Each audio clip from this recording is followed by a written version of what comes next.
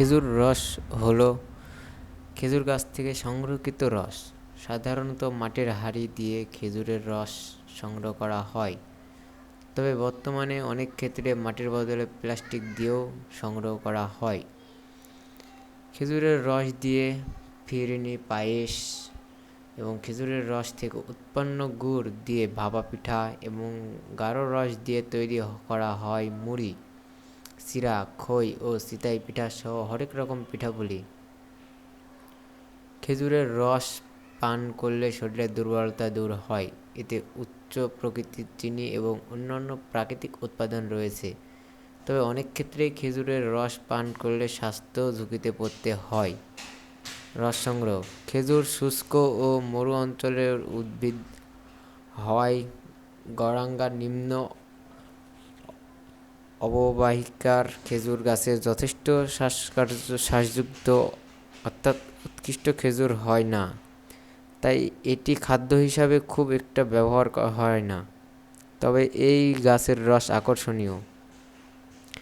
সাধারণত 4 বছর বয়স পর থেকে খেজুর গাছের রস আহরণ শুরু হয়।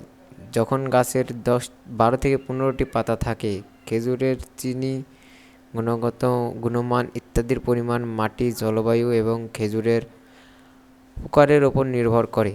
পুরুষ গাছ ও স্ত্রী গাছের চেয়ে রস বেশি দেয় এবং রসও তুলনামূলক বেশি মিষ্টি হয়। আশ্বিন মাসের 3য় সপ্তাহ থেকে শুরু করে বৈশাখ মাসের প্রথম সপ্তাহ অর্থাৎ অক্টোবর মাসের 2য় সপ্তাহ থেকে এপ্রিল মাসের মাঝামাঝি পর্যন্ত রস সংগ্রহ করা হয়। ঠান্ডা আবহাওয়া, মেঘলা আকাশ ও কুয়াশাচ্ছন্ন সকাল পর্যাপ্ত রসের জন্য উপযোগী। এই সময়ে প্রাপ্ত রসের স্বাদও ভালো হয়। পৌষ থেকে মাঘ মাসে ডিসেম্বর থেকে জানুয়ারি সবচেয়ে বেশি রস পাওয়া যায়। তাপমাত্রা বাড়ার সাথে সাথে রসের পরিমাণও কমতে থাকে।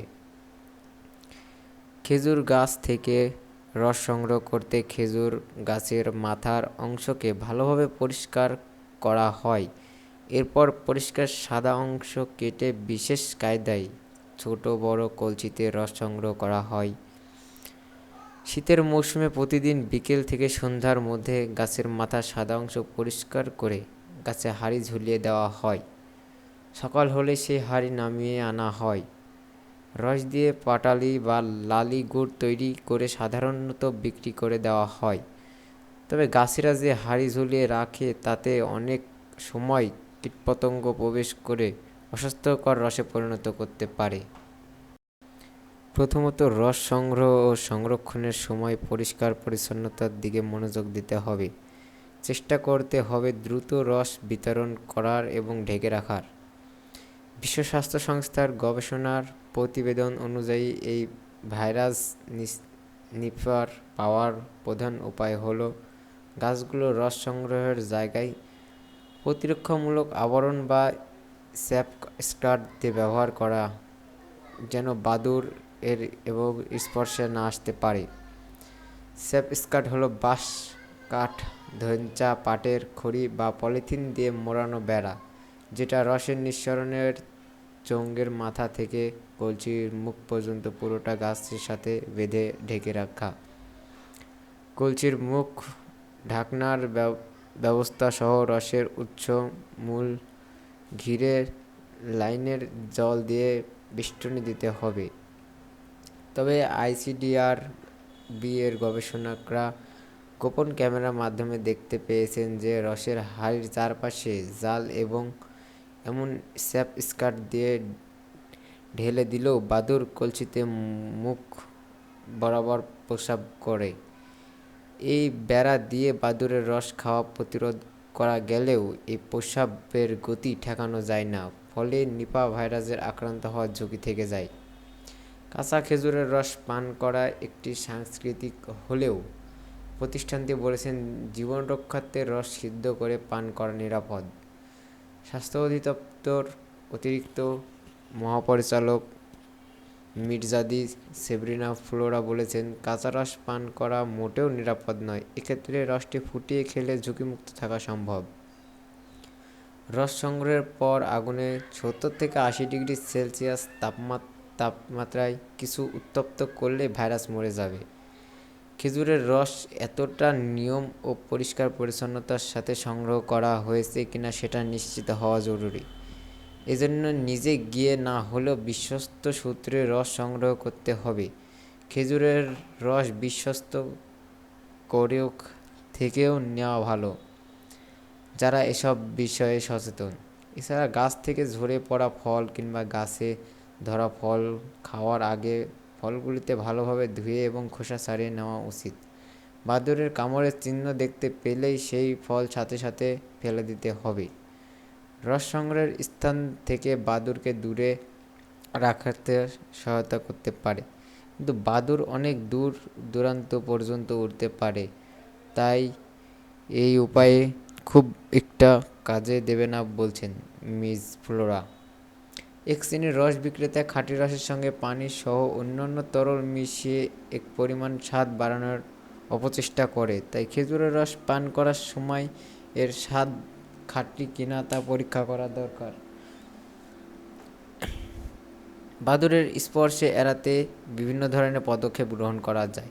খেজুরের রস খাওয়ার সবচেয়ে আদর্শ সময় হলো ভোরবেলা, কারণ সারা রাত ধরে রস জমতে থাকে এবং সকাল পর্যন্ত সেই রসটা টাটকা থাকে, স্বাদ গন্ধ থাকে সবচেয়ে ভালো। কিন্তু বেলা বাড়তে থাকলে রসের স্বাদ গন্ধের পরিবর্তন আসতে থাকে, অম্লতা বাড়ে, কারণ দিনেও আলোর ফার্মেন্টেশন বা গাজন প্রক্রিয়া দ্রুত হতে থাকে। তাই রস সংগ্রহের 3 ঘন্টার মধ্যে বা কড়া রোদ ওঠার আগেই রস খেয়ে ফেলার পরামর্শ দিয়েছেন পুষ্টিবিদ সৈয়দ শারমিন। দেরিতে রস খেলে বমি, পাতলা পায়খানা, পেট গ্যাসসহ পরিপাকে সমস্যা দেখা দিতে পারে।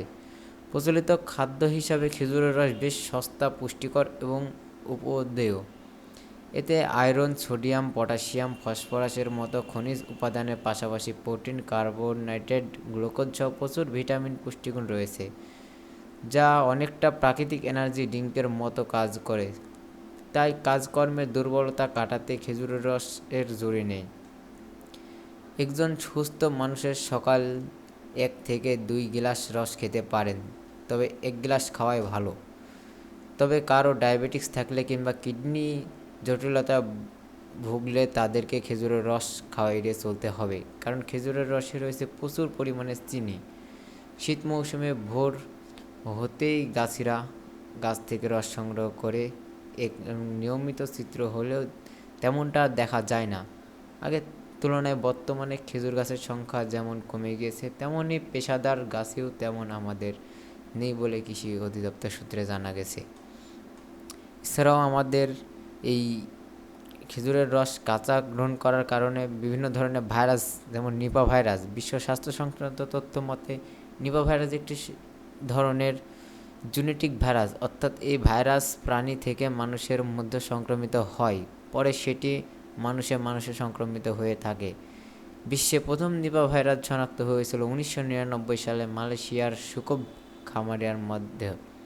পরবর্তীতে এই ভাইরাস বাংলাদেশ শনাক্ত করা হয় 2001